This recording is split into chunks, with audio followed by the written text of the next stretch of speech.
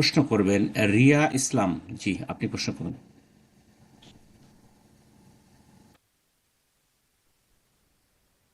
আসসালামু আলাইকুম শেখ। ওয়ালাইকুম আসসালাম রহমতুল্লাহ বারাকাতুহু। জি জি, আমি ঢাকা থেকে বলছি। আমার বলেন। প্রশ্ন হলো, এই ইউটিউব চ্যানেলেই একটা ভিডিও প্রকাশ করা হয়েছিল যেখানে শায়েখ আবু বকর জাকারিয়া বলেছেন, আমরা আল্লাহকে সেজদা দেই বলা শিরকি কথা। কেউ যদি এই কথা বলে তার মধ্যে আর একজন হিন্দুর মধ্যে কোনো পার্থক্য থাকে না। এক্ষেত্রে সঠিক কথা হলো আমরা আল্লাহর জন্য সেজদা করি। প্রশ্ন হলো, আমরা যদি বলি আল্লাহকে সেজদা করি তাহলে কি আসলেই শিরক হবে? বিসমিল্লাহির রহমানির রহিম, আলহামদুলিল্লাহি রাব্বিল আলামিন, ওয়াসসালাতু ওয়াসসালামু আলা রাসূলিল কারীম ওয়া আলা আলিহি ওয়া সাহবিহি আজমাইন, ওয়া বা'দ। নবী সাল্লাল্লাহু আলাইহি ওয়াসাল্লাম বলেছেন, ইন্নামাল আমালু বিন্নিয়াত। মানুষের কাজকর্ম কথাবার্তা নিয়তের উপর নির্ভরশীল। যে ব্যক্তি বলছে আমরা আল্লাহর জন্য সেজদা করি, যেহেতু যাবতীয় ইবাদত আল্লাহর জন্য সুনির্দিষ্ট, সেজন্য সেটা আপন জায়গায় ঠিক আছে।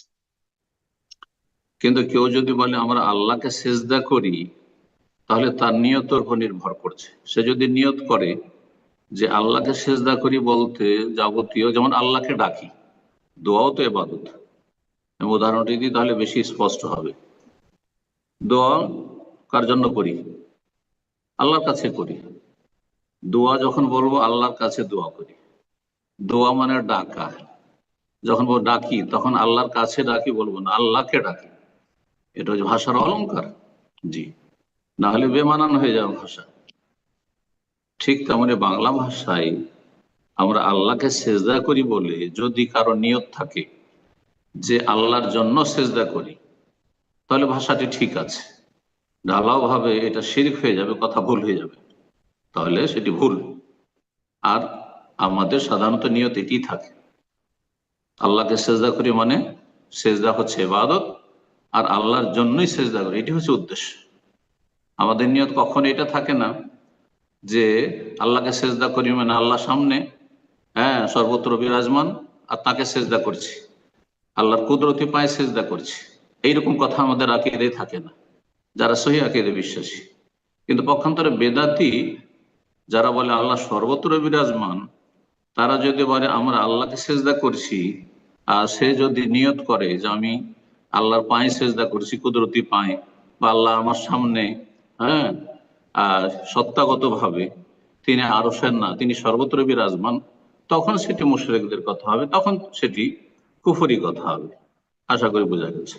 সুতরাং ঢালাও ভাবে এই কথা বলে দেওয়া যে আল্লাহকে সেজদা করে বলা যাবে না, এটি ভুল কথা আসলে। আল্লাহ বুঝার তৌফিক দান করে। বারাকাল্লাহ ফিক। প্রশ্ন করবেন আব্দুর রহমান। জি, আপনি প্রশ্ন করুন।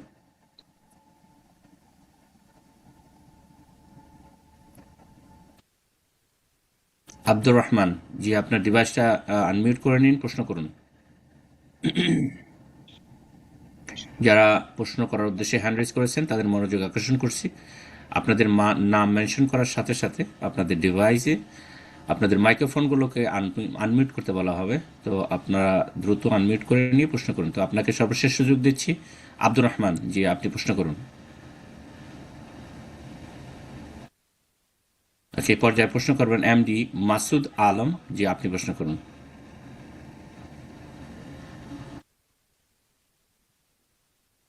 এমডি মাসুদ আলম। জি। আসসালামু আলাইকুম রহমতুল্লাহ বরকাতু। ওয়ালাইকুম আসসালাম রহমতুল্লাহ বারাকাত। জি সম্মানিত শেখ, আপনি কেমন আছেন? জি, প্রশ্ন আলহামদুলিল্লাহ। বলেন, প্রশ্ন কোথা থেকে? কলকাতা থেকে বলছি সম্মানিত শেখ। জি জি জি, প্রশ্ন প্রশ্ন। বলছিলাম, প্রশ্ন হলো যে আমাদের এখন ভারতবর্ষে পশ্চিমবাংলায় যে এসআই নিয়ে যে আমাদের দুর্ভোগ চলছে, বর্তমানে আমাদের নাম আছে বা আমাদের ভোটার কার্ড সবই আছে, আমাদের ডকুমেন্ট সবই আছে, তবুও আমাদের নামগুলো ডিলিট হয়ে যাচ্ছে এবং ডিলিট করছে। হুম কেউ হুম। বলছে করছে, কেউ বলছে ডিলিট হয়ে যাচ্ছে। তো আমার প্রশ্ন হলো, এটা কি আমাদের আল্লাহ রাব্বিল আলামিনের পক্ষে থেকে এগুলো আমাদের শাস্তি দিচ্ছে? এতে কোনো সন্দেহ নেই, যা কিছু অনিষ্ট আসে, ওমা আসাবাকুম মিন মুসিবাতিন ফাবিমা কাসাবাত আইদিকুম ওয়া ইয়াফু আন কাসীর, আল্লাহ বলছে, তোমাদের যে কোনো মুসিবত আসুক না কেন, জালেমের জুলম হোক, শোষণ নিপীড়ন হোক, বৈষম্য হোক, হ্যাঁ, অবিচার হোক, হ্যাঁ, অশান্তি হোক, ব্যক্তি জীবনের, পারিবারিক জীবনের, শারীরিক, মানসিক, জাতীয়, আন্তর্জাতিক যত অশান্তি রয়েছে, সেগুলির কারণ হচ্ছে ফাবেমা কাসাবাত আইদিকুম, তোমাদের কৃতকর্ম, মানুষের পাপের ফল। আপনি চিন্তা করুন, অধিকাংশ মুসলিমরা সারা বিশ্বে, শুধু ভারতে না, সারা বিশ্বে অধিকাংশ কি, শতকরা 95 জন বেনামাজি। আর এদের উপর আযাব আসবে না কেন? আর তারপরে শতকরা 80 থেকে 90 জন হচ্ছে শিরক বিদআতে লিপ্ত, শিরক বিদআতে লিপ্ত, আর না হইলে নাস্তিক। নাস্তিক জন্মসূত্রে মুসলিম, এদের উপর আযাব আসবে না কেন? এদের কারণে আল্লাহর আযাব দুনিয়াতে, এদের কারণে আল্লাহর আযাব। আল্লাহ বলছেন জাহারাল ফাসাদ ফিল বাররি ওয়াল বাহরি বিমা কাসাবাত আইদিন নাস। হ্যাঁ, জলে স্থলে ফাসাদ, অশান্তি, বিশৃঙ্খলা, জালেমের জুলম ব্যাপক আকার ধারণ করেছে বিমা কাসাবাত আইদিন নাস, মানুষের কৃতকর্মের কারণে। আল্লাহ আগের আয়াতে বলছেন ওয়াইয়াফান কাসীর, বহু আল্লাহ মাফ করেন, বহুবার, বহু ক্ষেত্রে, বহু বছর আল্লাহ মাফ করেছেন। তারপরে মাঝে মাঝে পাপীদেরকে আল্লাহ পাকড়াও করেন, কিন্তু বেছে বেছে পাকড়াও হয় না, যাতে ভালো মানুষও জুলমের শিকার হয়। কিন্তু আল্লাহ তাদেরকে এই মাত্র কয়েকদিনের দুনিয়ার জুলম অত্যাচার বরদাস্ত করার পরে বা নির্যাতন বরদাস্ত করার পরে তাদেরকে আল্লাহ সম্মানিত করবেন, তাদেরকে আল্লাহ সম্মানিত করবেন, তাদেরকে মহাপুরস্কার দিবেন। কিন্তু পাপিষ্টরা তাদের পানিশমেন্ট পাচ্ছে, বেনামাজিরা তাদের পানিশমেন্ট পাচ্ছে, নাস্তিক গুলো মুসলিম সমাজের তারা পানিশমেন্ট পাচ্ছে, যারা বিভিন্ন পাপে ক্রাইমে জড়িয়ে আছে তাদের পানিশমেন্ট, আল্লাহর আযাব হচ্ছে এগুলো। জি, আল্লাহ হেদায়েত দান করে। সুতরাং মুসলিমদেরকে বলবো যে যেখানে আছেন, যেখানে আছেন আর বুঝতে পারছেন যে আমাদের উপর জুলম অত্যাচার হচ্ছে বা আমাদের উপর বালা মুসিবত আসছে, সেটা যে কোনো রকমের হোক না কেন, যে কোনো স্তরে বালা মুসিবত হোক না কেন, আল্লাহর দিকে ফিরে আসুন, তওবা করুন, মসজিদমুখী হন, ভালো মানুষ হন, অপরাধ মুক্ত হন, হালাল খান, হারাম থেকে বেঁচে থাকেন। আল্লাহ রাব্বুল আলামিন যেন সুখ শান্তি দান করেন দুনিয়াতেও, এবং আখিরাতে আল্লাহ যেন জান্নাতুল ফিরদৌস দান করেন। মুসলিম জাতিকে আল্লাহর দ্বীনের দিকে ফিরে আসার তৌফিক দান। বারাকাল্লাহ। আমিন। এই পর্যায়ে প্রশ্ন করবেন আবু আব্দুল্লাহ ইমরান। জি, আপনি প্রশ্ন করুন। অ্যাকচুয়ালি জি, আবু আব্দুর রহমান, আপনাকে একটু, জি, আবু আব্দুল্লাহ ইমরান, ইনশাআল্লাহ আপনি নেক্সটে প্রশ্ন করুন। আমাদের আব্দুর রহমান, জি, আপনি আনমিউট করেছেন, প্রশ্ন করুন। জি, আসসালামু আলাইকুম রহমতুল্লাহ। আসসালামু ওয়া রাহমাতুল্লাহি ওয়া বারাকাতুহু। জি বলেন। জি, আমি বাংলাদেশ পটুয়াখালী থেকে বলছি। আমি প্রশ্ন। একজন নও-মুসলিম। তো আমার প্রশ্নটা হচ্ছে পারিবারিক বিষয়, যে আমার পরিবারের অন্যান্য ভাই বোন, বাবা মা, তারা কেউ এ ধর্মে আসে নাই, মানে এখনো পূর্বের ধর্মেই আছে। তো হুম, অবশ্যই কোরআনে কিছু অবশ্যই। হ্যাঁ হ্যাঁ, তো কোরআনে কিছু নিষেধাজ্ঞা আছে যে ওই যে যারা কুফরি করে ভাই বোনদের মধ্যে, বা তাদেরকে অন্তরঙ্গ রূপে বন্ধু রূপে হুম, নিষেধ করা হয়েছে। জি। তো এখন দেখা গেছে আমার ভাই বোন ছোট, সবেমাত্র মানে নাবালক হয়েছে এরকম পর্যায়ে, তবে ওই দিনের এখনো বা বাহ্যিক ওই জ্ঞান এখনো আসে নাই। তো হুম, এখন হুম, তাদের কি অর্থনৈতিক ভাবে কি কোনো সাহায্য করা যাবে কিনা? কিন্তু আরেকটা বিষয় হচ্ছে, আমার ভাই মানে আমি এই পথে আসার পর সে আমার সাথে কথা বলে না, মানে একটু বিরুদ্ধাচরণে এই পর্যায়ে আর কি। কিন্তু বোন হুম, আসলে নমনীয় আছে বা হুম, হুম। এই এই তো এখন তাদেরকে কি আর্থিক সাহায্য করা যাবে কিনা কি? আপনার এই মসলার উত্তর রব্বুল আলামিন স্বয়ং কোরআনে কারীমে সূরা মুমতাহানায় দিয়েছেন। সূরা মুমতাহানার তাফসীর পড়ে নেবেন, তবে আমি সেটা আপনাকে বলে দিচ্ছি সংক্ষেপে। ওই সব কাফের যারা আমাদের সাথে ধর্মীয় কারণে শত্রুতা রাখে না, বিদ্বেষ রাখে না, আমাদের ক্ষতি করার চেষ্টা করে না, আমাদের বিরুদ্ধে লড়াই অস্ত্র ধারণ করে না, এবং আমাদেরকে বাড়ি থেকে তাড়িয়ে দিতে চায় না, দেশ থেকে তাড়িয়ে দিতে চায় না, তাদের সাথে আল্লাহ সদাচরণ করতে বলেছেন। জি, আনতাবার রুহম তুকসিতু ইলাইহিম, তাদের সাথে সদাচরণ করো এবং তাদের সাথে ন্যায় নীতি অবলম্বন করো। পক্ষান্তরে যারা সীমা লঙ্ঘন করবে, আমরা মুসলিম সেই জন্য আমাদের সাথে চরম বিদ্বেষ রাখবে, আমাদের বিরুদ্ধে সুযোগ পেলে অস্ত্র ধারণ করবে, পারলে আমাদেরকে বহিষ্কার করবে, এইরকম মন মানসিকতা, তাদের সাথে কোন রকমের সম্পর্ক জায়েজ নাই, তাদের সহযোগিতা জায়েজ নাই। কথা বোঝা গেছে? আর যে যে বিষয়টি রয়েছে যে কাফের এবং কুফরের সাথে, পাপ এবং পাপীর সাথে আমাদের যে বৈরিতা থাকতে হবে, হ্যাঁ, শত্রুতা থাকতে হবে, ঘৃণা থাকতে হবে, সেটা অন্তরের বিষয়। ধর্মীয় ভালোবাসা জায়েজ নয়। আপনার ভাই বোন যারা কাফের হয়ে আছে তাদের সাথে ধর্মীয় ভালোবাসা জায়েজ নয়। তাদেরকে ভালোবাসেন তাদের ধর্মের কারণে, তাদের বাতিল উপাসনার কারণে, তাদের ভ্রান্ত বিশ্বাসের কারণে। যদি এমনটা হয় এইভাবে ভালোবাসছেন, আপনি আপনার মুসলিম ভাই বোনদের মতো ভালোবাসছেন, তাহলে হারাম। কিন্তু একটি ভালোবাসা আছে যেটি প্রাকৃতিক ভালোবাসা। প্রাকৃতিক ভালোবাসা যদি ধর্মীয় ভালোবাসার উপর প্রাধান্য না পায়, তাহলে সেটি স্বীকৃত, জায়েজ আছে শরীয়তে। প্রাকৃতিক ভালোবাসা যেমন আমার বাঙালি হিসাবে ভাতকে ভালোবাসি, ইলিশ মাছ ভালোবাসি, মানুষ হিসাবে বেঁচে থাকতে হলে পানিকে খুব ভালোবাসি। কথা বোঝা গেছে? কেউ কোনো জিনিস ভালোবাসে, মাতৃভূমিকে ভালোবাসা, এটা কোনো ধর্মীয় ভালোবাসা নয়। কেউ যদি ধর্মীয় ভালোবাসা মনে করে, ভুল কথা। কিন্তু প্রাকৃতিক ভালোবাসা, প্রাকৃতিক ভাবে মানুষের নিজের গ্রামের সাথে, নিজের ডিস্ট্রিক্টের সাথে, নিজের দেশের সাথে একটা মহব্বত ভালোবাসা আছে।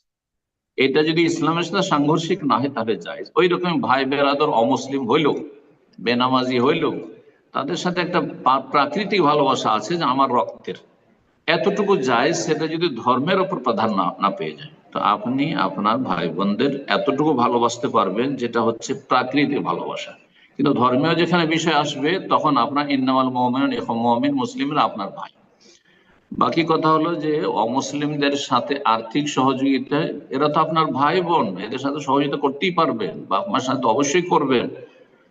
এমনকি যদি তারা অনাত্মীয় হয়, আপনার ভাষাভাষী না, আপনার দেশবাসী না, অমুসলিম, তাদের সাথেও যদি তাদের আর্থিক সহযোগিতার প্রয়োজন হয়, আর সেই অর্থ আপনার বিরুদ্ধে, আপনার জাতির বিরুদ্ধে, আপনার ইসলামের বিরুদ্ধে যদি ব্যবহার না হয়, তাহলে আর্থিক সহযোগিতা করতে পারবেন, সেটাও সওয়াবের কাজ। নবী সাল্লাল্লাহু আলাইহি ওয়াসাল্লাম যেখানে পশু পাখিকে পান করাতে উৎসাহিত করেছেন, খাবার দিতে উৎসাহিত করেছেন, এবং তার উপর জান্নাতের কথা বলেছেন, বোঝা গেছে? সুতরাং অমুসলিমদেরকে আর্থিক সহযোগিতা যায় যদি সেই অর্থ ইসলাম মুসলিমের বিরুদ্ধে ব্যবহার করা হয়। বারাকাল্লাহু ফিকুম। সুতরাং আপনি আপনার বোনের প্রতিপালন করবেন, দেখাশোনা করবেন, সদাচরণ করবেন। হতে পারে এতে আকৃষ্ট হয়ে সে আল্লাহর দিনে দীক্ষিত হবে। আল্লাহ যেমন তাকে তৌফিক দান করে, হিদায়াত দান। আপনার পরিবারের যত সদস্য রয়েছে সবাইকে যেন আল্লাহ রাব্বুল জান্নাতের পথ দেখিয়ে দেন এবং জান্নাতের পথে চলে আসার তৌফিক দান করেন। বারাকাল্লাহু ফিক। প্রশ্ন করবেন আবু আব্দুল্লাহ ইমরান। জি, আপনি প্রশ্ন করবেন। আসসালামু আলাইকুম রহমতুল্লাহি ওয়া বারাকাতুহু। ওয়ালাইকুম আসসালাম ওয়া রাহমাতুল্লাহি ওয়া বারাকাতুহু। জি সম্মানিত বলেন। শেখ, আপনি কেমন আছেন? জি বলেন, কোথা থেকে? জি সম্মানিত শেখ, আলহামদুলিল্লাহ। আমি ওমান থেকে বলছি, ওমান মাসকাত থেকে। জি জি বলেন। সম্মানিত শেখ, প্রথমত একটু নসিহত চাচ্ছি যে অনেক সময় অনেক ভাই বোন প্রশ্ন করে যে কোনো একটা আলেমের নাম উল্লেখ করেই প্রশ্ন করে। অবশ্য দেখা যায় যে অনেকে শর্ট ক্লিপ দেখেই তার পুরো আলোচনাটা না শুনে শায়েখকে প্রশ্ন করে ফেলে। তো আমরা সবাই আপনার কাছ থেকে একটা নসিহত চাচ্ছি যে যে কেউ নাম উল্লেখ করে যখন প্রশ্ন করে, যে পুরো ক্লিপটা হুম, দেখে বুঝে জেনে প্রশ্নটা করে। শায়েখ, একটা নসিহত চাচ্ছি জি কি আপনাদের কাছ থেকে, এটা জি আমারও জি হতে জি, পারে। অবশ্যই অবশ্যই। যে ভাই যে বোনেরা অনেক প্রশ্ন সময় দেখা যায়, করবেন, প্রথম কথা, এই কাটিং শোনা কোনো জ্ঞান অর্জন করা মানুষের কাজ নয়। এই যে 2 মিনিট 3 মিনিটের কাটিং শুনবেন ইসলাম সম্পর্কে, এরা সুবিধাবাদী মুসলমান। এরা কোনো ওই রকমের দিন সম্পর্কে ভালো জ্ঞান হাসিল করতে পারে না। হ্যাঁ, বুঝতে পেরেছেন?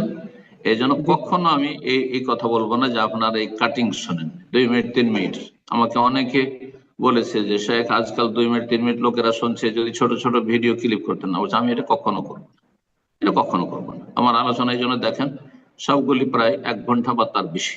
জি, যাতে করে জি একটা শেখ, বিষয় পুরো পুরো আপনার মানুষের সামনে উপস্থাপন করা সম্ভব হয়। এই জন্য যেসব ভাইয়েরা এই ছোট ছোট কাটিং শুনছেন, তাদেরকে এইভাবে শুনতে আমি নিষেধ করবো। আল্লাহর ওয়াস্তে আপনি ভালো করে একদিক থেকে শোনেন, যাতে করে সেই সম্পর্কে একটা ভালো আইডিয়া হয়। আর তারপরে প্রশ্ন করার ক্ষেত্রে আরেকটি কথা বলবো যে নাম উল্লেখ করার কোনো প্রয়োজন নেই। নাম উল্লেখ করার কোনো প্রয়োজন নেই। জি, সংশয় হয়েছে, আপনি সংশয় নিরসন করেন। জি, কিন্তু নাম বলার কোনো প্রয়োজন নেই যদি জরুরি সেটি না হয়।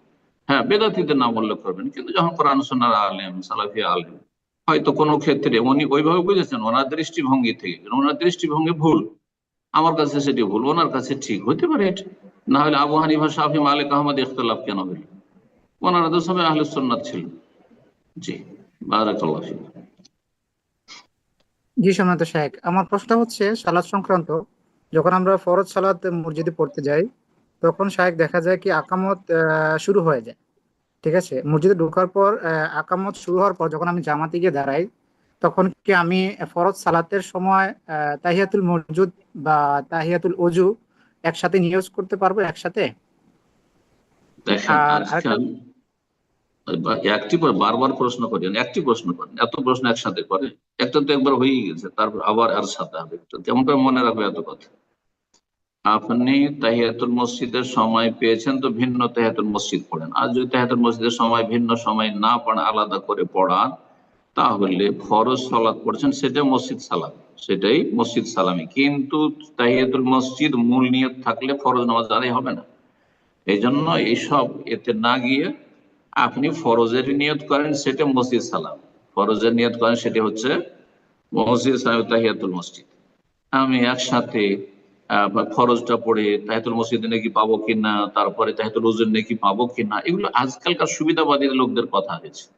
আগের যুগের কথা এগুলো ছিল না, ফুকাহা কিরামদের কিতাবে এগুলো পাওয়া যায় না আসলে।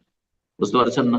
এই শাওয়াল মাসের রোজা রেখে সোমবারের নাকি পাবো কিনা, বৃহস্পতিবারের নাকি পাবো কিনা, আইয়ামে বীজের নাকি পাবো কিনা, এগুলো প্রশ্ন কেন সালাফদের কিতাবে পাই না, আগের ফিকার কিতাবে কেন পাই না, হাদিসের ভাষ্যগুলিতে কেন এগুলো পাই না? আসলে আজকাল নতুন নতুন মুফতিদের কাছে নতুন নতুন লোকেরা, সুবিধাবাদী লোকেরা ফতোয়া দিতে চাইছে, তখন এরাও সুবিধাজনক কিছু ফতোয়া দিচ্ছে।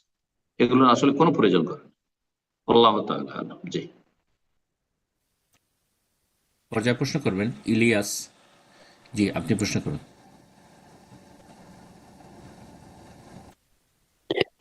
শেখ, আসসালামু আলাইকুম ওয়া রাহমাতুল্লাহি ওয়া বারাকাতুহু। ওয়ালাইকুম আসসালাম ওয়া রাহমাতুল্লাহি ওয়া বারাকাতুহু। জি, আমেরিকা থেকে বলছি। বলেন। সবাইকে ভালো কাজের জন্য আল্লাহ উত্তম প্রতিদান দান করুক, আমিন। আমিন আমিন, বারাকাল্লাহু ফিক। প্রশ্ন করেন। আমিন। শেখ, আমার বাবা মা মারা গেছেন, ওনাদের জন্য দোয়া করবেন। আল্লাহ রহম করেন, আ- রাহমাহুল্লাহ, আমিন জান্নাতুল ফেরদৌস দান করেন। আমিন। আমার প্রশ্ন হলো যে অনেক সময় আমরা আহ, মানুষ বলে যে দরুদ না পড়লে নাকি দোয়া কবুল হয় না, দোয়াটা ঝুলে থাকে। এই বিষয়ে যদি দরুদ একটু বলতেন। জাযাকুমুল্লাহু খাইরান, বারাকাল্লাহু ফিক।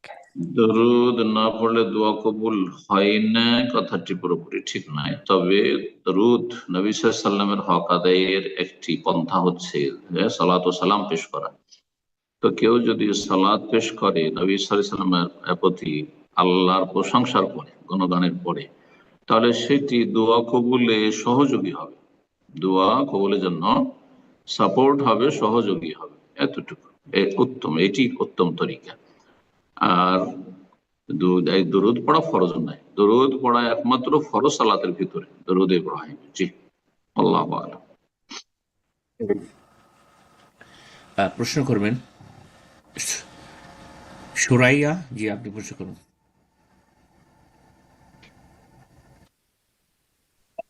আসসালামু আলাইকুম শেখ, আমার প্রশ্ন, আমি আমেরিকা থেকে বলছি। আমার জি, প্রশ্ন হচ্ছে যে আহ, হারাম হারাম শরীফে যে দূরে যে ক্লক টাওয়ারের পরে যে অনেক এলাকা নিয়ে নামাজের ব্যবস্থা, ওটা কি যদি ভিতরে না ঢুকে আমরা মহিলারা ওইখানে নামাজ পড়ি, অনেক সময় সমস্যা হয়, অনেক ভিড় থাকে, তাহলে সেই একই সওয়াব কি পাওয়া যাবে? যদি মসজিদে হারামের জামাতে পড়ছেন, মসজিদে হারামের জামাতে পড়ছেন, তার জন্য শর্ত হচ্ছে ইমামের আওয়াজ শুনতে হবে, তাকবীর সালাম, হ্যাঁ যা হচ্ছে ইমামের আওয়াজ শুনতে হবে, এক। দুই নম্বর কথা হচ্ছে কাতারে কাতার মিলিত থাকতে হবে, কাতারে কাতার মিলিত থাকতে হবে। সে ইমাম বা মুসল্লিদেরকে দেখতে পান আর না পান, সামনে প্রাচীর আছে, সবকিছু ঘেরা আছে, কিন্তু নিচে হোটেলে ওপরে আছেন, সালাত পড়ছেন, নিচে কাতার মিলিত হয়ে আছে, হ্যাঁ খোলা ময়দানে, তাহলে সালাত শুদ্ধ। কিন্তু যার আগেই নামাজে লেগে যাচ্ছে মিসফালায় অথবা আজিয়াদে, আর সামনে অনেক জায়গায় গ্যাপ থেকে গেছে যেগুলো দিয়ে গাড়ি চলছে, রাস্তাঘাট, এরকম বিচ্ছিন্ন কাতারে ইক্তেদা করা যায় না, এই নামাজ হবে না, এই নামাজ হবে না। এত বিচ্ছিন্ন যদি থাকে এক কাতার থেকে আর এক কাতার, তাহলে জায়েজ হবে। তারপর মহিলারা যদি বাইরে ওইভাবে দাঁড়ান বা ভিতরেও দাঁড়ান, তো পুরুষদের সাথে একাকার হয়ে পাশাপাশি দাঁড়ানো যায় না, এই ক্ষেত্রে নামাজ পড়বেন না বা যাবেন না, আপনি হোটেলে পড়বেন, ওতেই বেশি নেকি পাবেন। কিন্তু আপনার পাশে এসে পুরুষ দাঁড়িয়ে গেল বা পুরুষ দাঁড়িয়ে আছে, মহিলা পাশে দাঁড়িয়ে গেল, এগুলো হজ মৌসুমে, রমজান মৌসুমে, আর এখন তো গোটা বছরই এই হজ রমজানের মতো হয়ে থাকছে প্রায়, তো এইরকম যদি পরিস্থিতি হয় তাহলে মহিলার পুরুষের পাশাপাশি দাঁড়িয়ে নামাজ পড়া যায় না, নিরুপায় না হলে নামাজ হবে না, এরকম নামাজ হবে না। জি। এরপর যা প্রশ্ন করবেন শাফি, যে আপনি প্রশ্ন করুন।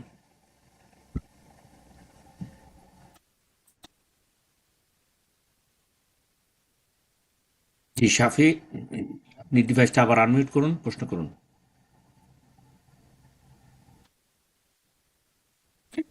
আসসালামু আলাইকুম শেখ।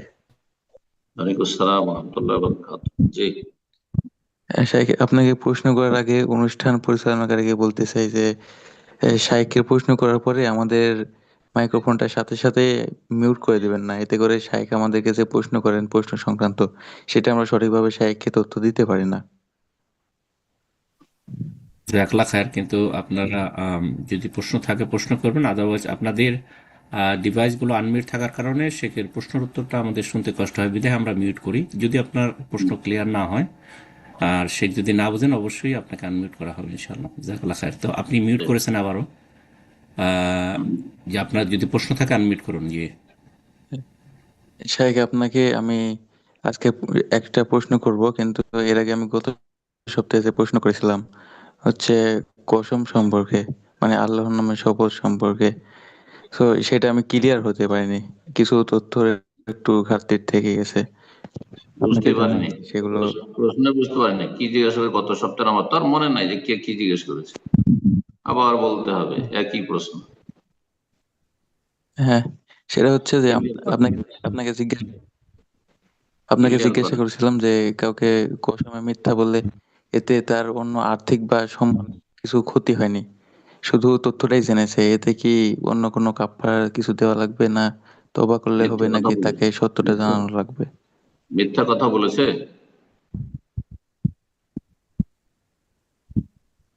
কি প্রশ্ন বুঝলাম না। কসম করে কথা, কি কসম? মিথ্যা কসম করেছে? মানে হ্যাঁ, নামে কাউকে।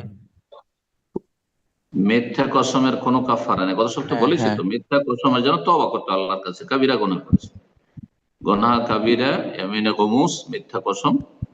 অতীতের ওপর মিথ্যা কসম করা, অতীতে কোনো কিছু করেছে বলছে আল্লাহর কসম করে বলছে করিনি, অথবা করেনি বলছে করেছি, খাইনি বলছে খেয়েছি, যাইনি বলছে গিয়েছি। এরকম অতীতের ওপর যদি কসম করে তো তাতে কোনো কাফারা নেই। কসমের কাফারা শুধু ভবিষ্যতের ক্ষেত্রে রয়েছে।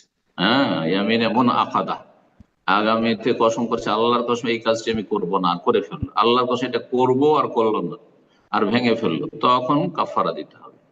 আর অতীতের কোনো কিছু ঘটে যাওয়া বা ঘটেনি সত্য বা না বলে মিথ্যা যদি বলে, তাহলে সেটি মিথ্যা কসম, কাবিরা গুনাহ, তওবা আল্লাহর কাছে করাই যথেষ্ট, তওবার শর্ত সাপেক্ষ। জি, শর্তগুলি পুরো করে। এরপর যা প্রশ্ন করবেন এমডি মঞ্জুর, জি আপনি প্রশ্ন করুন।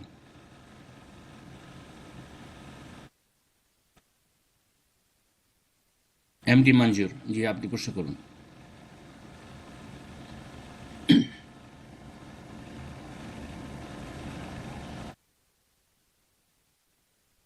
অন্য আরেকজনকে সুযোগ করে দিচ্ছি। এরপর যা প্রশ্ন করবেন মিন্টু এসকে, জি আপনি প্রশ্ন করুন।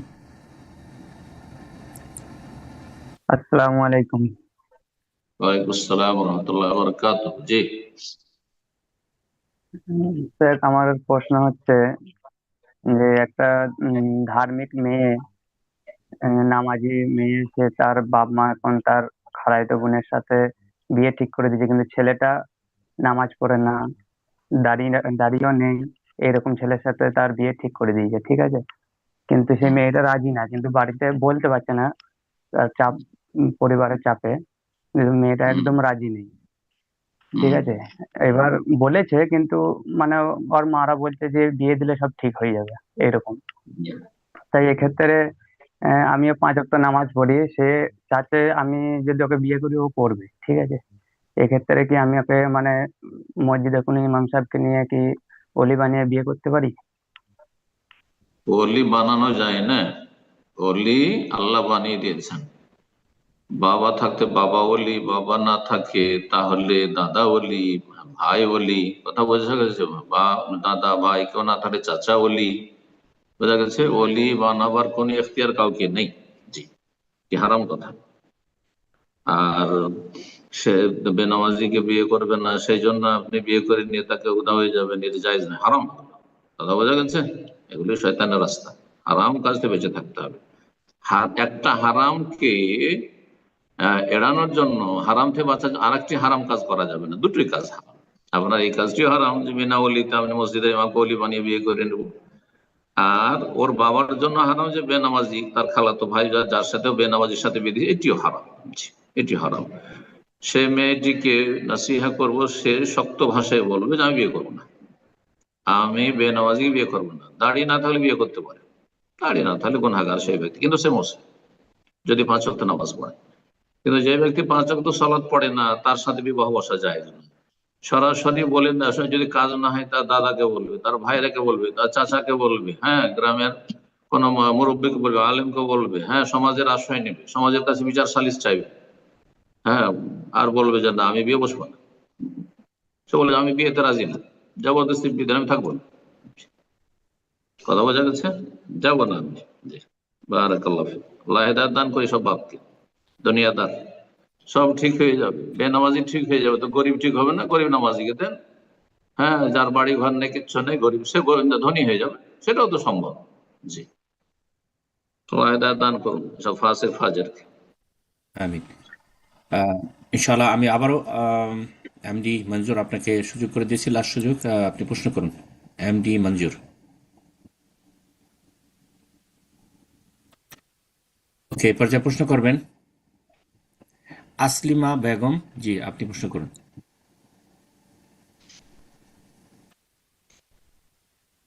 আসসালামু আলাইকুম ওয়া বারাকাতুহু। সাহেব ওয়ালাইকুম ভালো আসসালাম আছেন? ওয়া রাহমাতুল্লাহি ওয়া বারাকাতুহু। জি বলেন, প্রশ্ন কোথা থেকে? আমি বাঁকুড়া জেলা থেকে বলছি, জি পশ্চিমবঙ্গের বলেন, বাঁকুড়া। বলছি, বলেন।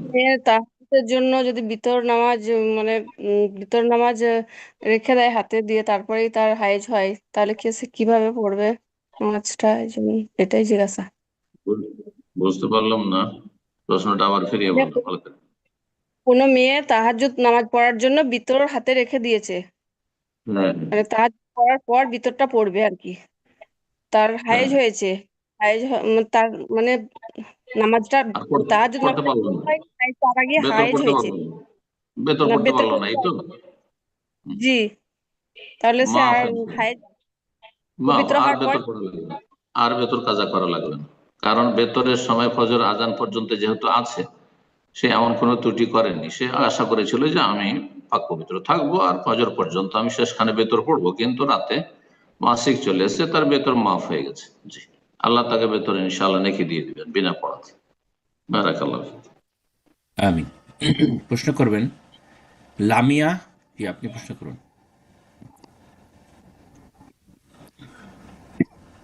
জি। তো আসসালামু আলাইকুম। ওয়ালাইকুম আসসালাম ওয়া রাহমাতুল্লাহি ওয়া বারাকাতুহু। বলেন। শেখ, আমি বাংলাদেশ থেকে বলছি। মানে আপনার একটা বক্তব্যের মধ্যে শুনছিলাম যে মানে খেনায়া ভাষায় তালাক দিলে মানে তালাকের উদ্দেশ্যে তালাক দিলে নাকি তালাক পতিত হয়ে যায়। হম, কেনা কিন্তু মানে ইশারা ইঙ্গিত, কেনা মানে ইশারা ইঙ্গিতে। তোমাকে রাখবো না, যেমন আমাদের সমাজে বলে, রাখবো না, যা বাড়ি থেকে চলে যায়। তো এতে যদি জি, নিয়ত কিন্তু করে তালাকের, তাহলে তালাক হয়ে যাবে, আর না নিয়ত করলে হবে না। কিন্তু যদি তালাক বলে, তালাক দিয়ে দিলাম, ছেড়ে দিলাম, তাহলে হ্যাঁ, নিয়ত করুক না করুক, সেখানে নবী সাল্লাল্লাহু আলাইহি ওয়াসাল্লাম যেহেতু বলেছেন তালাক হয়ে যাবে। হ্যাঁ, সে রসিকতা করে দিল তালাক হবে, জিদ্দ হন না জিদ্দুন ও হাজল হন না জিদ্দুন, আর সত্যি দৃঢ় হয়ে যাবে। বাজারে এখন তালাক শব্দ উচ্চারণ করে ছেড়ে দিলাম, তালাকের অর্থ ছেড়ে দিলাম বলে, তাহলে তালাক হয়ে যাবে। ছেড়ে দিলাম আর যে বলে যদি যা বাড়ি থেকে চলে যা, বেরিয়ে যা বাড়ি থেকে, বাড়ি থেকে বেরিয়ে যাও, স্ত্রীকে বলছে, তাহলে এটি তালাক হইতে পারে, আবার নাও হইতে পারে। যদি বলে যে না আমি এর আগে বলেছি কিন্তু আমি তো তালাক ইচ্ছেই করিনি, তাহলে তালাক হবে না। আর যদি বলে যে না এটি তো আমি ইচ্ছা করেছি, অলরেডি হয়ে গেছে, তাহলে হয়ে গেছে। জাজাকাল্লাহ খায়ের। লামিয়া জি, আপনি কিছু বলতে চাচ্ছিলেন, আপনি এখন বলুন। যেহেতু শেখ কথা বলতেছিলেন, আপনাকে মিউট করেছিলাম। জি। জি, মানে বলতেছিলাম যে আমার স্বামী আমাকে মানে প্রায়ই বলতো আর কি যে ছেড়ে দিছি, চলে যা। কিন্তু সে জানতো না যে এই কথার প্রেক্ষিতে যে তালাক হয়ে যায়। পরে কয়েকদিন, অনেকদিন পরে জানতে পারছে। চলে আমি চলে যা বলেছেন না তালাক দিলাম বলেছে? না না না, চালাক দিলাম বলে নাই, বলছে মানে ছেড়ে দিছি, চলে যা। কিন্তু সে জানতোই না যে এই কথাতে ছেড়ে তালাক হয়ে যায়। পরে পরে জানতে পারছে ছেড়ে যে ছেড়ে দিয়েছি তো তালাক মানেই ছেড়ে দেওয়া। হ্যাঁ, তাল্লাক হয়, তাল্লাক মানে ছেড়ে দেওয়া। কথা বোঝা গেছে? মানে ছেড়ে দেওয়া, কিন্তু ছেড়ে দিয়ে যে আপনি বলছে এমন মানে কথা, তার দেশে কোন আলেমের কাছে আপনার স্বামীকে যেতে বললেন, আহলে হাদিস আলেমের কাছে, আপনার কাছে গিয়ে জিজ্ঞাসা করে নেবেন। জি, টেলিফোনে তাল্লাকের মশলা এভাবে হবে না।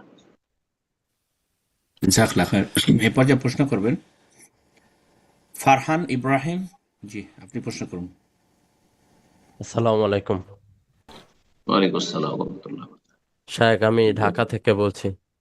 আমি বলেন। আহ, আমি সাধারণত একটি জয়েন্ট ফ্যামিলিতে থাকি, যেখানে ধরেন ছোটবেলা থেকেই আমার মামিরা রয়েছে আমাদের সাথে। তো মামি খালারা রয়েছে। তো তাদের কাছেও অনেকটা বড় হয়েছে বলা যায়। এখন তারা ওইভাবে পর্দা করে না, ধরেন মানে মুখটা ঢাকে না, কিন্তু মাথায় হিজাব পরে আর কি। তো সেক্ষেত্রে তাদের দেখে আমার ওরকম বাজে কোনো ফিলিংসও আসে না, মানে মায়ের মতোই দেখি। সেক্ষেত্রে মাঝে মাঝে তাদের সাথে দেখা সাক্ষাৎ হলে কথাবার্তা হয়। খুবই জরুরি প্রয়োজনে যদি খোলামেলা ধরেন হেজাব মুখ ছাড়া কথা হয় আমার, সেটার ক্ষেত্রে কি এটা মানে জায়েজ হবে কিনা? কারণ একটা হাদিসে দেখেছিলাম, সম্ভবত হাদিসে না কোরআনের আয়াতে, যে বৃদ্ধ বয়সে তাদের নাকি পর্দা এতই লাগে না। তারা বৃদ্ধ হয় নাই, মায়ের বয়সী। সেক্ষেত্রে মাসালাটা জানতে চাচ্ছিলাম। আল্লাহ কোরআনে সূরা নূরে বলছেন, কুল্লিল মুমিনিনা ইয়াগুদ্দু মিন আবসারিহিম, মুমিন পুরুষদেরকে বলো যে তারা যেন দৃষ্টি নত রাখে। আপনার সামনে আপনার মামি আসবে, আপনার চাচি আসবে, যারা নন মাহরাম, হ্যাঁ, তো তাহলে আপনি যদি তারা চেহারা না ঢাকে, ভাবছেন যে এটা তো আমাদের ভাগিনা, এটা তো আমাদের ভাতিজা, আপনি মাথা নত রাখবেন, আপনি তাদের চেহারার দিকে তাকাবেন না। জি, রাস্তাঘাটে চলতে গিয়ে যেমন বেগানা মহিলা আসে বাড়িতেও, যখন দেখছেন যে মামি সামনে আছে, ওর দিকে তাকাবেন না। আপনার জন্য জায়েজ না, আপনি গুনাহগার হবেন তাহলে তাকাইলে। কথা বোঝা গেছে? তো আপনার কিছু করণীয় রয়েছে, তাদের করণীয়, তারা চেহারা ঢাকবে, এটা হচ্ছে আসল। যদিও মশলা ইখতলাফি চেহারা, যে ফরজ না সুন্নাত, কিন্তু ফরজ আমরা সহি বলছি। যদি ফরজ হয় তার জন্য সেটা ফরজ, আর আপনার জন্য কোনটা ফরজ? আপনার জন্য ফরজ হয় দৃষ্টি অবনত রাখা। তো মামির দিকে তাকাতে যাবেন না, মামির চেহারার দিকে, চাচির চেহারার দিকে তাকাতে যাবেন না। তারা কথা বলছে, কথা বলেন, আমি যেমন মাথা নিচে করে কথা বলছি এখন, ওইরকম কথা বলেন, এভাবে নয়। কথা বোঝা গেছে? জি, এটা করবেন, তাহলে গুনাহগার হবেন না। জাজাকাল্লাহ খায়ের। এ পর্যায়ে প্রশ্ন করবেন। আরেকটি কথা জি, এখানে বলবি, বয়সিকার কথা বললেন, ওয়াল কাওয়াইদ মিনান নিসা ইল্লাতি লা ইয়ারজুনা নিকাহান, যাদের আর বিবাহ শাদীর কোনো চাহিদা নেই, যাদের বয়স 70-75 চলে গেছে, ওইরকম মেয়েদের ক্ষেত্রে বলা হয়েছে। এই নয় যে 50 বছর, আজকাল 50 বছর মেয়েরা বিয়ে বসছে, হ্যাঁ, মেকআপ করে থাকছে, একবারে অ্যাং মনে হচ্ছে। তাহলে অবশ্যই 50 বছর বয়সে আছে আপনার মামি চাচি, তাহলে অবশ্যই তার দিকে তাকানো যায় না। হ্যাঁ, 70, 80, 85, 90 বয়স হয়ে গেছে, ওগুলোর কথা রয়েছে। কথা বোঝা গেছে? তারা চেহারা না ঢাকে কোনো অসুবিধা নেই। জি, কিন্তু তারপর আপনি তাকাতে যাবেন, তারপর আপনি কেন তাকাতে যাবেন? মহিলা মানুষ। জি, বারাকাল্লাহ ফিক। আমিন। প্রশ্ন করবেন আবুল কাসেম। জি, আপনি প্রশ্ন করুন।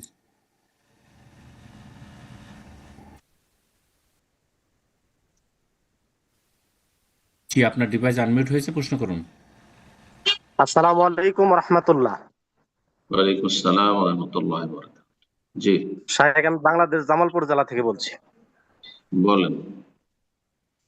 আমাদের এলাকায় কিছু মানুষ রাসূল সাল্লাল্লাহু আলাইহি সাল্লামকে নূরের তৈরি প্রমাণ করতে যে ওসমান রাদিয়াল্লাহু তাআলা আনহুকে যুন-নূরাইন বলে থাকে, এটা তারা দলিল হিসাবে পেশ করে। এই নবী ব্যাপারে শুধু শাহেখ, নূরের তৈরি, নবীর মেয়েরাও নূরের তৈরি হলো। এখানে যুন-নূরাইন মানে দুই নূরওয়ালা, তো দুই নূর কে? নবী না নবীর মেয়েরা? নবীর মেয়েরা যদি নূর হয় শাহেখ, তাহলে নবীও তো নূরের তৈরি, এটা তারা বলে থাকে আর কি। তো নবীর মেয়েদেরকে নূর বলছে ওরা? বলছে না তো।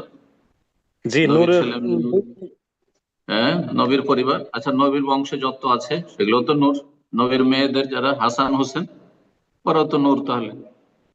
হ্যাঁ, তাহলে পাক্কা শিয়া এরা। কথা বোঝা গেছে না? জি, নবী নূর, কোরআন নূর, ইসলাম নূর, হেদায়েত নূর, বোঝা গেছে। হাদিস নূর, এগুলি হচ্ছে জ্যোতি, জান্নাতের রাস্তার জ্যোতি। নবী সাল্লাল্লাহু আলাইহি সাল্লামকে জ্যোতির সাথে তুলনা করা হয়েছে, লাইটের সাথে তুলনা করা হয়েছে, জ্যোৎস্নার সাথে তুলনা করা হয়েছে। জি, আল্লাহ আলহামদুলিল্লাহ। মক্কা সম্পর্কে বলছেন, আওয়ামান কানা মাইতান, আচ্ছা শোনো, যারা মৃত ছিল, ফাআহিয়ানাহু, তাদেরকে আমি জীবিত করেছি। আল্লাহ বলছেন মক্কার লোকদেরকে আমি জীবিত করেছি। মক্কার আবু জাহল, আবু লাহাব সব মরা ছিল, মৃত, তাদেরকে আমি জীবিত করেছি। আবু বকর, ওমর, ওসমান, যারা মক্কার কাফের ইসলাম গ্রহণ করেছে, তাদের সম্পর্কে আল্লাহ বলছে আহিয়ানাহু, তাদেরকে আমি জীবন দান করে জীবিত করেছি। কোন জীবন? হেদায়েতের জীবন। ওয়াজআলনাহু নূরান, এবং তাদেরকে প্রত্যেককে একটা করে নূর দিয়েছি। এটা আবার কোন নূর ছিল? ইয়ামশি বিহি ফিন্নাস, যেই নূর নিয়ে তারা চলাফেরা করে। এই নূর মানে কি? ওই নূরটা হচ্ছে নবী সাল্লাল্লাহু আলাইহি ওয়াসাল্লামের নূর, হেদায়েতের নূর। মক্কার কাফের যারা ইসলাম গ্রহণ করেছে, তাদেরকে আল্লাহ নূর দিয়েছেন, হেদায়েত, ইসলামের নূর, আর সেটা নিয়ে তারা জীবন যাপন করে। বারাকাল্লাহ ফিক। যারা নবীকে আল্লাহর নূর বলবে, তারা মুসলিম না, কাফের হয়ে যাবে। যেমন খ্রিস্টানরা আল্লাহর পুত্র বলছে, আল্লাহর পুত্র আল্লাহর অংশ, তেমনি আল্লাহর নূর যদি বলে, নবী খোদার নূরে হ্যাঁ পয়দা, ইয়াকিন করে জানো। হ্যাঁ, ওয়াজ মাহফিলে, জলসায় যেসব গজল নাত পড়া হয়, তার একটি নাতের একটা অংশ বললাম। খোদার নূরে পয়দা যারা বলে নবীকে, তারা আল্লাহর অংশ সাব্যস্ত করে নবীকে, তারা ওই রকমই কুফরি করবে, কাফের হয়ে যাবে, যেমন খ্রিস্টানরা কাফের। বারাকাল্লাহ ফিক। জি, আমিন। এরপর যা প্রশ্ন করবেন এস কে আসগার, জি আপনি প্রশ্ন করুন।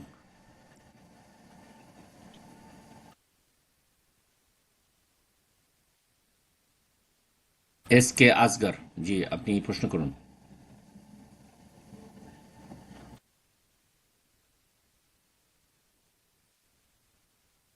প্রশ্ন করবেন এম আর ইব্রাহিম, জি আপনি প্রশ্ন করুন।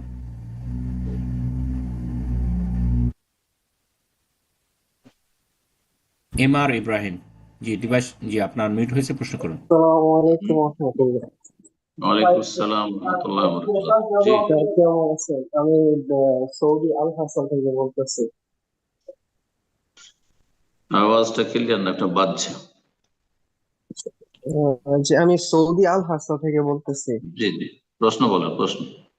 যে আমার প্রথমত আপনার নাম্বারটা আমার দরকার ছিল, যে আমার কিছু কথা ছিল, এটা আপনার সাথে আর কি শেয়ার করার জন্য। আল্লাহ হাসান দাওয়া সেন্টারে চলে যাবেন, শেখ ওমর ফারুক হাফেজাহুল্লাহ, তার কাছে নম্বর নিয়ে নেবেন।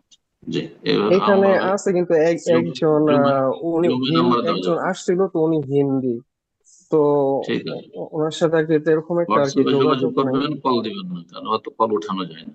জি, হোয়াটসঅ্যাপে যোগাযোগ করবেন। চলেন, যে তো প্রশ্ন করুন। নাম্বারটা কিভাবে প্রশ্ন, পাইতে চলে পারি? যাবেন দাওয়াত সেন্টার, দাওয়াত সেন্টার আল্লাহ হাসায় যাবেন, গিয়ে কাউকে বলবেন আমার কথা, দিয়ে দিবেন। জি, বাংলা যে সেকশন। উম, যে আমার প্রশ্নটা হচ্ছে, যে আমরা জানি যে বিনা উকিলে মেয়েদের বিবাহ হয় না, তো মা উকিল, বাবা যদি উকিল ভরণ কেমন পোষণ, লাগবে না, ওলি, উকিল অলি না ওলি। অলি বিনা, জি জি অলি। তো আমার বিয়ে হয়েছিল, তো আমার শ্বশুর ছাড়া, তো ওর মা আর কি বিয়ে দিয়েছে। বাবা ছিল, কিন্তু বাবা ডিভোর্স, ওনাদের মধ্যে আর কি ডিভোর্স হয়েছিল, তো উনি গ্রামে থাকে। তো এই এরকম অবস্থায় তো এই বিয়ে কি শুদ্ধ হয় নাকি? তো ওই ওই যে বাবা যার সাথে তালাক জি, হয়ে গেছে, তার কাছ থেকে তারা অনুমতি নিয়েছে। না অনুমতি নেয় নাই, কিন্তু ফোন বিনা করে জিজ্ঞেস অনুমতিতে করা তাকে হয়েছিল। না জানিয়ে, তাকে না জানিয়ে যদি বিয়ে দিয়ে দেয় তার মা, মেয়ের মা, তাহলে বিয়ে বাতিল। আর তো যদি সেই তালাক দাতা বাবাকে বলেছে যে হ্যাঁ আমরা বিয়ে দিচ্ছি, আপনার অনুমতি দরকার, সে যদি বলে হ্যাঁ ঠিক আছে আমার অনুমতি আছে, আমি যাব না, উপস্থিত হবেন, উপস্থিতি জরুরি নয়, অনুমতি, সম্মতি অবশ্য লাগবে। বলি যদি বলে থাকে, ওকে তা জানানো হয় যে হ্যাঁ বিয়ে দিচ্ছি, আপনার কাছে অনুমতি চাই বিয়ের জন্য, আর সে বিয়ে দেওয়ার জন্য অনুমতি দিয়ে দেয়, সম্মতি দিয়ে দিয়েছে, তাহলে বিয়ে শুদ্ধ। আর তাকে জানাইলো না, সে টের পেলো না যে আমার মেয়ের বিয়ে হয়ে গেল, মেয়ে আসলে বাবার, মায়ের নয়।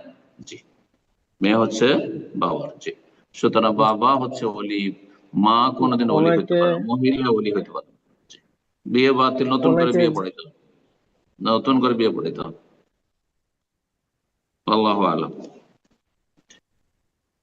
ওনাকে জিজ্ঞেস করা হয়েছিল যে ওনার ছোট বোন আর কি, ওর ছোট বোন বলছিল যে বড় আপুর বিয়ে ঠিক হয়েছে তো দোয়া করিও। তো উনি বলছে যে না, হ্যাঁ দোয়া করি, মানে এরকম আর কি দোয়া বলা করিও হয়েছে, কিন্তু যথেষ্ট ওনাকে নয়, অনুমতি দাও। ওনাকে বল- না অনুমতি এরকমটা আর কি বলা হয় না, দোয়া করার আচ্ছা, জন্য বলছে তো উনি বল। বিয়ের নবায়ন করবেন, বিয়ের নবায়ন করবেন। জি, আল্লাহু আ'লাম। অন্য কেউ? জাজাকাল্লাহ খায়ের। জি উস্তাদজি, কি এর সময় আছে আর কি প্রশ্ন নেওয়া যাবে কিনা? আপনার তো মাগরিবের সময় হয়ে যাচ্ছে মনে না, হয়। দুটো আচ্ছা আচ্ছা। ওকে, সাত ইনশাআল্লাহ। তো পাঁচ এ পর্যায়ে 5 মিনিট। আমরা আরো দুই একটি প্রশ্ন নেব ইনশাআল্লাহ। তো এ পর্যায়ে প্রশ্ন করবেন আমির হোসেন। জি, আপনি প্রশ্ন করুন। আসসালামু আলাইকুম। ওয়ালাইকুম আসসালাম ওয়া রাহমাতুল্লাহি ওয়া বারাকাতুহু। জি, সম্মানিত শেখ, আমি মোহাম্মদ আমির হোসেন মোল্লা, কলকাতা থেকে বলছি। আমার প্রশ্ন হলো শেখ, আমাদের এখানে একটা ফন্ড আছে, মানে প্রত্যেক সপ্তাহে যেই টাকাটা, মানে সপ্তাহে সপ্তাহে যেই টাকাটা দেয়, তো বছরের শেষে সেই টাকাটা তাকে দিয়ে দেয়, ঈদ ফান্ড। তো শেখ, আমার প্রশ্ন হলো ওই ফন্ডে কাকে অনেক কাকে জায়গায় দিয়ে দেয়? টাকাটা কোথায় খরচ হয়? খরচ না, জমা হয়, মানে প্রত্যেক সপ্তাহে সপ্তাহে 100 টাকা 200 টাকা যে যা টাকা দেয়, বছরের শেষে ওই টাকাটা হিসাব করে বছরের শেষে দিয়ে দেয় ঈদ ফান্ড। কি কাজ করে? টাকাটার উদ্দেশ্যটা কি এই ফান্ড জমা করার? যে ওখানে সবাই, মানে পাড়াতে একটা করে ক্লাবে হয় যে ওখানে টাকাটা জমা থাকে ঈদের সময়, কি মানে উদ্দেশ্যে? ঈদের সময় কি করে? মানে দিয়ে যেই টাকাটা, মানে আমি যদি, মানে আমার নামে তো এই ফন্ডটা, আমার নামে তো একটা খাতা হবে, খাতাতে আমি যেই টাকাটা রাখবো বছরের সাথে, সেই টাকাটা আমি যত টাকা, 1000 যত টাকা হয় সেটা দিয়ে দেবে সেই টাকাটা। আরে ভাই, তো কাকে দিবেন? কাকে দিবেন টাকাটা? ওই যেখানে যেখানে জমা দিচ্ছে টাকাটা, যে ব্যক্তিটা দিচ্ছে তাকেই দিয়ে দেবে টাকাটা ফের। কেন, কি জন্য, উদ্দেশ্যটা কি? যে একটা যেমন ফন্ড হয়, ওই ফন্ড মানে ক্লাবে একটা ফন্ড রয়েছে, মানে ঈদের, মানে এরকম ঘরে থাকলে মানে টাকাটা খরচা হয়ে যাবে, ঘরে থাকলে এরকম টাকাটা সেভ, মানে save থাকে না, ওই জন্য ওখানে টাকাটা শুধু জমা থাকবে, কোনো নির্দিষ্ট কোনো ও, ব্যক্তি জমা থাকবে। তো জি ওইটাই বলে যে টাকাটা সেভ রাখার জন্য, যে আমার কাছে হ্যাঁ, জি টাকাটা থাকলে খরচ হয়ে যাবে, এই জন্য কোনো জায়গায় জমা হ্যাঁ, রাখলাম মাসের মাস, আর বছরের শেষে নিয়ে নেবো, এটাই তো? হ্যাঁ, হ্যাঁ, সে প্রশ্ন হচ্ছে এইটা, এইটা তো চলবে, কিন্তু স্যার আমার জানা ছিল না যে ওই ওই জায়গাটায় ফের ওই টাকাটা সুদের টাকা খাটায়, মানে যারা যারা ইনভেস্ট করে তারা ওখানে আবার তাদের সুদের টাকা দেয়। আমার প্রশ্ন, আমি তো যেই টাকাটা দিচ্ছি আমাকে পুরো যে একই টাকা দিচ্ছে, কোনো টাকা কাটিং হচ্ছে, কিন্তু ওই টাকাতে ওরা সুদে টাকা খাটাচ্ছে, তো এটা কি সে চলবে, মানে আমার টাকা সুদের ওখানে রাখা? সুদ হারাম, 1 পয়সা সুদ হলেও হারাম। কথা বোঝা গেছে? সেখানে টাকা রাখা যায় না। সুদে টাকাটা খাটাচ্ছে, তার মানে সেখানে কাবিরা গুনাহ, বাতিল কাজে, হারাম কাজে সহযোগিতা করা হচ্ছে, তাদের কাছে টাকা আমানত রাখা জায়েজ নয়। যেমন সুদী ব্যাংকে টাকা রাখা জায়েজ নয়। ঠিক, বারাকাল্লাহ ফিক। হারাম কাজ এটা। আমিন। এ পর্যায়ে প্রশ্ন করবেন যে সোমাইয়া। যে আপনি প্রশ্ন করুন।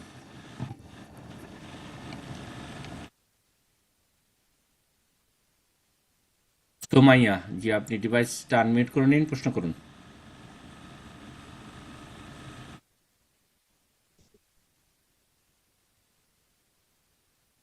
করছেন, অন্য কাউকে দেন হয়তো। আজকের সর্বশেষ প্রশ্ন ইনশাআল্লাহ। এ পর্যায়ে প্রশ্ন করবেন ইকবাল। জি, আপনি প্রশ্ন করুন।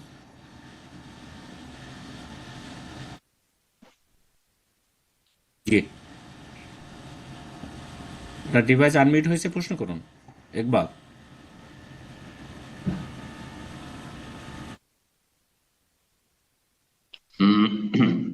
ওকে, ব্রাদার ইকবাল, আপনার ডিভাইস আনমিউট, কিন্তু আপনি কথা বলছেন না। আমি আপনাকে মিউট করে দিয়ে অন্য কেউ সুযোগ করে দিব, আপনি কথা বলুন 1 সেকেন্ডের ভিতরে ইনশাআল্লাহ। ওকে, ইনশাআল্লাহ। এ পর্যায়ে আমরা আরেকজনকে সুযোগ করে দেব। সর্বশেষ প্রশ্ন ইনশাআল্লাহ নাজমুল হক। জি, আপনি প্রশ্ন করুন।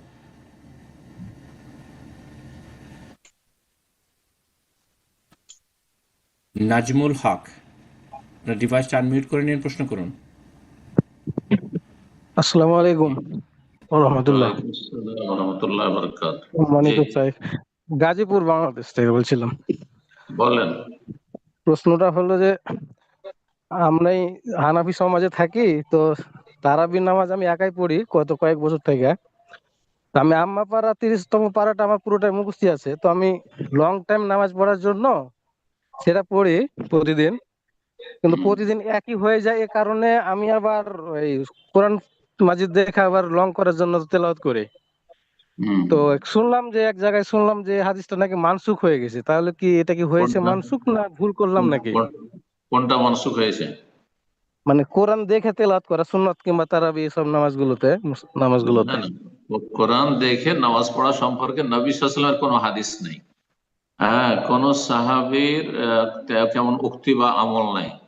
মা আয়েশা রাদিয়াল্লাহু তাআলা আনহা একজন গোলাম ছিল, কৃতদাস, হ্যাঁ, জাকওয়ান, সে মুসাফ দেখে নামাজ পড়াতো। এটা হচ্ছে বৈধতার জায়েজ হওয়ার দলিল। সুতরাং কারো যদি মুখস্থ থাকে তো মুখস্থ পড়াটাই বেশি ভালো, ভালো মুখস্থ থাকলে। মুখস্থ না থাকলে সুন্নত, নফল, তারাবি এগুলিতে কোরআন দেখে পড়া যায়, কিন্তু ফরজ নামাজ কোরআন দেখে পড়লে নামাজ বাতিল হয়ে যাবে, হবে না। বুঝছেন না? বারাকাল্লাহ। জাযাকাল্লাহ খায়ের। জি উস্তাদ জি। আপনি দুটোই করতে পারেন। আপনি যদি কোরআন দেখে পড়েন তবু জায়েজ, মানসুখ টানসুখ না, এগুলো ভুল কথা, কেউ বলেছে, জাহেলের কথা। আর যদি মনে করেন যে আমি বারবার রিপিট করছি প্রতিদিন, তাও কোনো অসুবিধা নেই। একটি সূরা যদি প্রতিদিন পড়ে কোনো অসুবিধা নেই, জায়েজ আছে। ফাকরাউ মা তায়াসসারা মিনাল কোরআন, সূরা মুজাম্মিল আল্লাহ বলছে।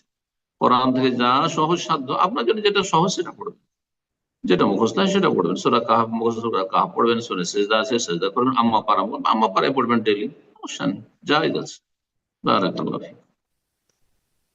আমিন। জি উস্তাদ জি, ইনশাআল্লাহ আজকে দোয়া করে এখানে শেষ করা যাক, অনেক সময় হয়ে গেল। আল্লাহ সুবহানাহু ওয়া তাআলা আপনাকে উত্তম খায়ের দান করেন। এমন আলোচনা তাহলে শেষ করি। রব্বুল আলামিন আমাদের গুনাহ খাতা মাফ করেন, নেক আমলে তৌফিক দান করেন, হারাম কথা কাজ থেকে আল্লাহ বেঁচে থাকার তৌফিক দান করেন, জালেমের জুলুম থেকে আল্লাহ আমাদেরকে রক্ষা করেন, আমাদের দ্বারা কারো যেন জুলম অত্যাচার অবিচার না হয়।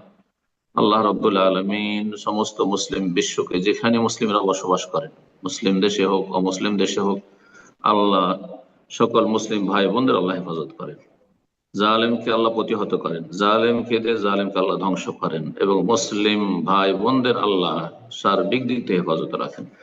আল্লাহ তাদের মধ্যে যারা অসুস্থ তাদেরকে সুস্থ করে দেন সার্বিক দিক থেকে, যারা গোমরা পথভ্রষ্ট তাদেরকে হেদায়েত নসিব করেন, যারা অজ্ঞ তাদেরকে দিনের জ্ঞান অর্জনে তৌফিক দান করেন, যারা ভালো আমল করে তাদেরকে আরো বেশি তৌফিক দান করেন, যারা দিনের খেদমত করে তাদেরকে আল্লাহ আরো বেশি সাহায্য করুন, আরো হেফাজত করুন। ربنا آتنا في الدنيا حسنة وفي الآخرة حسنة وقنا عذاب النار سبحان ربك رب العزة عما يصفون وسلام على المرسلين والحمد لله رب العالمين। যিনি ভাই বোনেরা, আজকে এই পর্যন্ত। ইনশাআল্লাহ যারা হ্যান্ড রেজ করেছিলেন প্রশ্ন করার উদ্দেশ্যে, অনেক প্রশ্নকারী ভাই প্রশ্ন করতে পারলেন না, ইনশাআল্লাহ আগামী প্রোগ্রামের শুরুতে এসে হ্যান্ড রেজ করবেন। নিউ ইয়র্ক টাইম সকাল 9:15টায়। আপনারা যে যে দেশে আছেন আপনাদের সময়গুলো মিলিয়ে নেবেন। আমাদের ওয়েবসাইটে, আমাদের হোয়াটসঅ্যাপ গ্রুপে আমাদের টাইম টেবিল দেওয়া আছে, ইনশাআল্লাহ ফলো করে। যে 9:30 পূর্বে 15 মিনিট পূর্বে আমাদের মিটিং ওপেন করা হয়, জুম মিটিং। তো ইনশাআল্লাহ আপনার শুরুতে এসে হ্যান্ড রেজ করবেন, আপনাদের প্রশ্নগুলো আগামী প্রোগ্রামে নেওয়ার চেষ্টা করব। আল্লাহ যেন আমাদের তৌফিক দান করেন। আর যারা আজকে প্রশ্ন করার সুযোগ পেলেন, অবশ্যই আগামী প্রোগ্রামগুলোতে প্রশ্ন না হ্যান্ড রেজ না করে অন্যদেরকে সুযোগ করে দেবেন প্রশ্ন করার জন্য। আল্লাহ সুবহানাহু ওয়া তাআলার কাছে দোয়া করি আমরা আজকে যা কিছু শুনলাম, আল্লাহ যেন আমাদেরকে ইলম অনুযায়ী আমল করার তৌফিক দান করেন। আল্লাহ যেন আমাদেরকে সমস্ত রকম গুমরাহি থেকে হেফাজত করেন। আল্লাহ সুবহানাহু ওয়া তাআলা আমাদেরকে কোরআন এবং সহিহ সুন্নাহকে পরিপূর্ণভাবে মানার, বুঝার, আমল করার তৌফিক দান করেন। আমিন। আজকে এই পর্যন্তই। আগামী সপ্তাহে আবার দেখা হবে, কথা হবে। আল্লাহ আমাদের সকলকে যে যেখানে যে অবস্থায় আছে আল্লাহ ভালো রাখেন, সুস্থ রাখেন। আমিন। ওয়া সাল্লাল্লাহু আলা নবিয়িনা মুহাম্মদ ওয়া আলা আলিহি ওয়া সাহবিহি আজমাইন। আসসালামু আলাইকুম।